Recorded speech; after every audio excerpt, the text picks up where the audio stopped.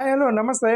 రజనీకాంత్ గారి మీద ఒక రజనీకాంత్ వర్సెస్ టీవీకే మధ్య జరుగుతున్న మాటల యుద్ధం. ఎందుకు ఈ కాంట్రవర్సీ లేసిందంటే, రజనీకాంత్ గతంలో కొన్ని డైరెక్ట్‌గా చెప్పినట్టుగా, చూపించినట్టుగా వెనక బ్యాక్‌ఎండ్‌లో భారతీయ జనతా పార్టీకి ఉపయోగపడే విధంగా కామెంట్లు, స్టేట్మెంట్లు, ట్వీట్లు చేశాడనే ఆరోపణలున్నాయి రజనీకాంత్ మీద గతంలో. మరోవర్ అతను సూపర్ స్టార్, చిరంజీవి లాంటివాడు. ఇక్కడ గనుక చిరంజీవి మాటకి చాలా వాల్యూ ఉండేది.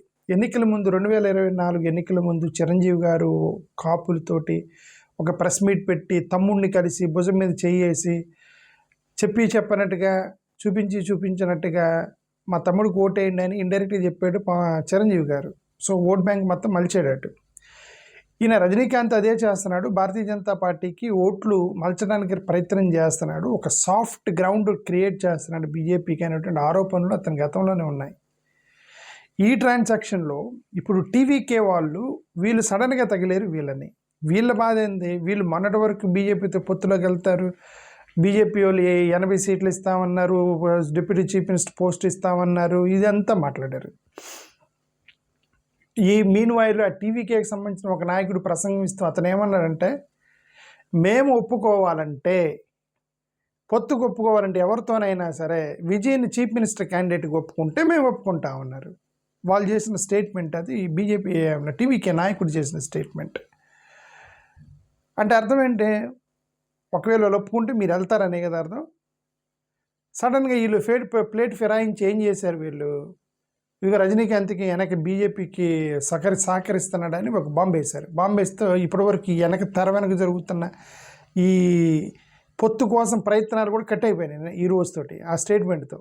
బీజేపీ వాళ్ళు కూడా తగిలారు గట్టిగా. బీజేపీ వాళ్ళు అటాక్ చేశారు ఇప్పుడు టీవీకి వాళ్ళని.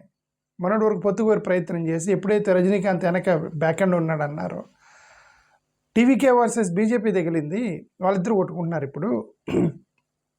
ఓకే, వీళ్ళు ఏమంటారు? టీవీకే వాళ్ళు ఏమన్నారు?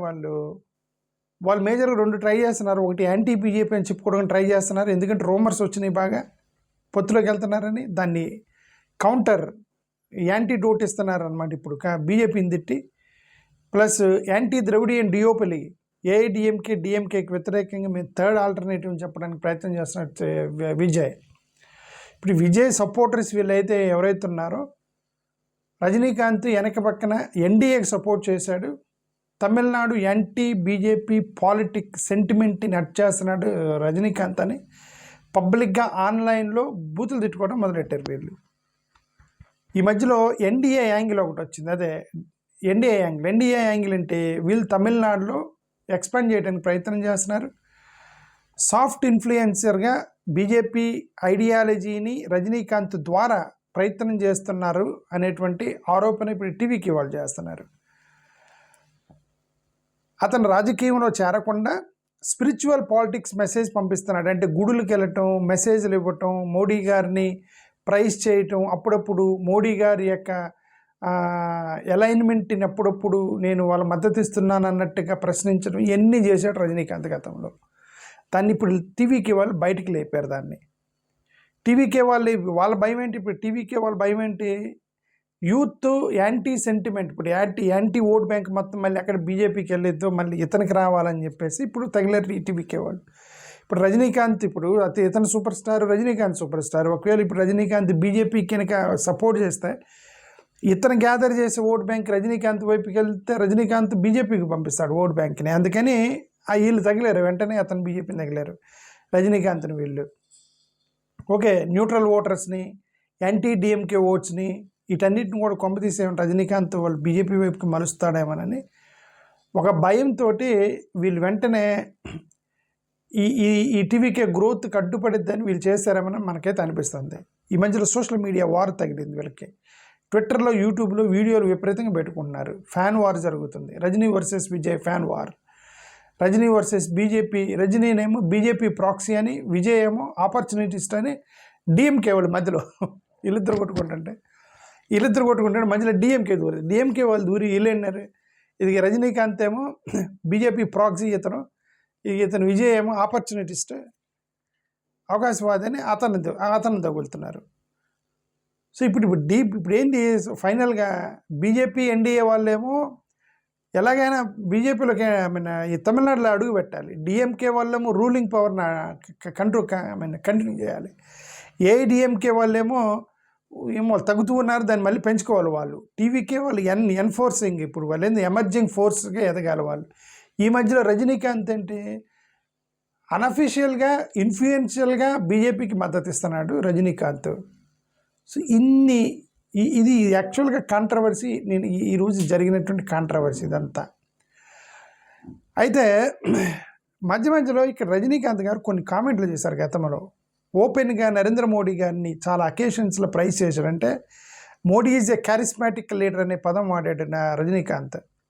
2019 ఎలక్షన్లో రజనీకాంత్ మోడీని కంగ్రాచులేట్ చేశాడు. Charismatic and comparable to past strong leader, గతంలో పోల్చుకుంటే చాలా క్యారిస్మాటిక్ లీడర్ అని చెప్పడానికి ప్రయత్నం చేసి మోడీని ప్రయత్నం చేశాడు అతను. So fighter will bring force, will bring peace అని చెప్పాడు, ట్వీట్ చేశాడు గతంలో 2025లో. Face any challenge, Modi can face any challenge అని ట్వీట్ చేశాడు మోడీని ప్రైజ్ చేస్తూ. ఇవన్నీ కూడా ఇండికేషన్స్ ఏంటి, సాఫ్ట్గా గ్రౌండ్ ప్రిపేర్ చేస్తున్నాడు మోడీ బ్యాచ్కి. ఏమంటారు, బీజేపీ ప్లస్ వాళ్ళ ఎన్డీఏ బ్యాచ్ వాళ్ళకి హెల్ప్ చేస్తున్నాడని ఆరోపణ ఇప్పుడు వాళ్ళు పైకి లేపారు దాన్ని. బీజేపీ మేనిఫెస్టో 2019 ఎన్నికలప్పుడు బీజేపీ మేనిఫెస్టోని పొగిడాడు అతను, ప్రైజ్ చేశాడు రజనీకాంత్ అప్పుడు బీజేపీ మేనిఫెస్టో 2019లో. అంటే ఇవన్నీ కూడా ఏంది, వెనకెక్కడో అతనికి సాఫ్ట్ కార్నర్ ఉంది బీజేపీ అంటే రజనీకాంత్కి, వాళ్ళకి హెల్ప్ చేస్తున్నాడు బ్యాక్ ఎండ్లో అనేటువంటి ఆరోపణ. మోరోవర్ గతంలో 2018లో ఒక స్టేట్మెంట్ చేశాడు, if opposition thinks BJP is dangerous it should be so అని సింపుల్గా ఒక స్టేట్మెంట్ చేశాడు. అంటే ఏంటి అర్థం, అపోజిషన్ వాళ్ళు బీజేపీ డేంజరస్ అనుకుంటే అలా అనుకున్నట్టేనా అని ఏదో ఇండైరెక్ట్గా అపోజిషన్ యొక్క యూనిటీని ఏదో ఇండైరెక్ట్గా చేశాడు మోడీ గారి మద్దతు ఇస్తాయని. ఓకే, ఇండైరెక్ట్ ఇప్పుడు రజనీకాంత్ గతంలో if 10 people gang up against me who is strongest అన్నాడు. వీళ్ళందరూ కూడా ఏందా నువ్వు బీజేపీకి మద్దతు చేస్తున్నామని ద్రవిడవాదులు తగులుకుంటారు కదా, ద్రవిడియన్ పాలిటిక్స్ కదా అక్కడ, వాళ్ళు తగులుకుంటారు కదా. ఒక ట్వీట్ చేశాడు, ఒక 10 మంది నా మీదకి వస్తే ఎవరు స్ట్రాంగ్ అన్నాడు. ఓకే, ఇంకా ఏమన్నాడు, 2024 ఎన్నికల్లో బీజేపీ ఏఐడిఎంకే ఎలియన్స్ని సపోర్ట్ చేశాడు అతను 2004 ఎన్నికలప్పుడు. డైరెక్ట్గా పొలిటికల్ అలైన్మెంట్ కాకపోయినప్పటికీ ఏదో ఒక కామెంటేటర్గా పనిచేశారు 2004 ఆ టైంలో. ఇదంతా ఒక పక్క, ఇది ఇంకొక పక్క స్పిరిచువల్ పాలిటిక్స్, గుడులకి వెళ్ళటం, నాన్ కరప్ట్ మోరల్ పాలిటిక్స్ గురించి మాట్లాడటం, అదంతా మాట్లాడి ఫైనల్గా నరేంద్ర మోడీ గారు గుడ్ అంటాం. అంటే ఏంటి, ఒక పెద్ద స్పీచ్ ఇచ్చి ఆ స్పీచ్లో లాస్ట్న నరేంద్ర మోడీ గారు చాలా మంచోడు అని అంటే అర్థం మోడీ గారికి ఓటేమనే కదా అర్థం, అంత స్పీచ్ యొక్క అర్థం అదే కదా. అది చేస్తున్నాడు, స్పిరిచువల్ పాలిటిక్స్ చేస్తున్నాడు ఆయన Rajinikanth. So I'm not fully into politics అంటాడు ఒక్కోసారి. మళ్ళీ బీజేపీని ఏమన్నా, ఇప్పుడు బీజేపీని అక్కడ అంతా ద్రవిడియన్ పాలిటిక్స్ కాబట్టి మోడీ గారికి ఏదో ఒక దగ్గర స్కీమ్ ఇవ్వలేదని దాన్ని ద్రవిడియన్ మీద లేదంటే ఎవరి మీద కాంట్రవర్సీలు వచ్చినప్పుడు సైలెంట్గా ఉంటాడు, వాళ్ళని ఏమండు మోడీ గారిని ఏమండు. అకేషనల్గా అప్పుడప్పుడు ట్వీట్ చేస్తాడు, సపోర్ట్ పర్సెప్షన్ ఇస్తాడనమాట, ప్రజలకి పర్సెప్షన్ అంటారు కదా, పర్సెప్షన్ క్రియేట్ చేస్తాడు.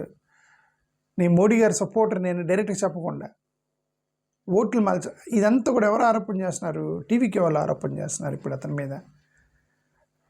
బీజేపీ ఏంటంటే అక్కడ ద్రవిడియన్ పాలిటిక్స్ తట్టుకోలేక గింగిరాలు తిరుగుతున్నారు అక్కడ. అలాంటి పరిస్థితుల్లో ఇండైరెక్ట్గా బీజేపీకి సపోర్ట్ చేసి సాఫ్ట్ ఇన్ఫ్లుయెన్సర్ ఫర్ ఎన్డీఏగా మారటానికి ప్రయత్నం చేశాడని ఇప్పుడు టీవీకి వాళ్ళు గోల. ఓకే, అయితే విజయ్ ఇప్పుడు టీవీకే వాళ్ళు వీళ్ళ పరిస్థితి ఏంటంటే, వీళ్ళు ఇది పెట్టిన దగ్గర నుంచి తమిళనాడుని మేము social justice, rationalism, anti imposition, language culture వీటన్నిటికీ మద్దతు ఇచ్చారు వీళ్ళు. Even though BJP I mean ఏమంటారు, DMK is my political enemy but BJP is my ideological enemy అని చెప్పేసి విజయ్ ఏం చేశాడంటే, డిఎంకే వాళ్ళు ఏం మాట్లాడుతున్నారు అది కూడా అదే ఇతను మాట్లాడుతున్నాడు. మళ్ళీ విజయ్ కూడా social justice, rationalism, anti imposition ఇవన్నీ మాట్లాడుతున్నాడు. స్పిరిచువల్ పాలిటిక్స్ అవన్నీ వ్యతిరేకంగా అవన్నీ మాట్లాడుతున్నాడు ఇతను. కానీ విజయ్ ఎప్పుడు కూడా హిందుత్వ పాలిటిక్స్లోకి వెళ్ళలేదు. తమిళ ఐడెంటిటీని సెంట్రలైజ్ చేసుకుంటూ నార్త్ సెంట్రిక్ పర్సెప్షన్లోకి వెళ్లకుండా లింగ్విస్టిక్ కల్చరల్ ఐడెంటిటీని మాట్లాడుతూ సరే విజయ్ ఏదో అతను తిప్పలని పడుతున్నాడు. ఉండి సడన్గా దీన్ని తగిలేరు వీళ్ళు. అది ఇప్పుడు అక్కడ కాంట్రవర్సీ వచ్చింది. సరే ఎనివే చూద్దాం. థ్యాంక్ యూ, నమస్కారం.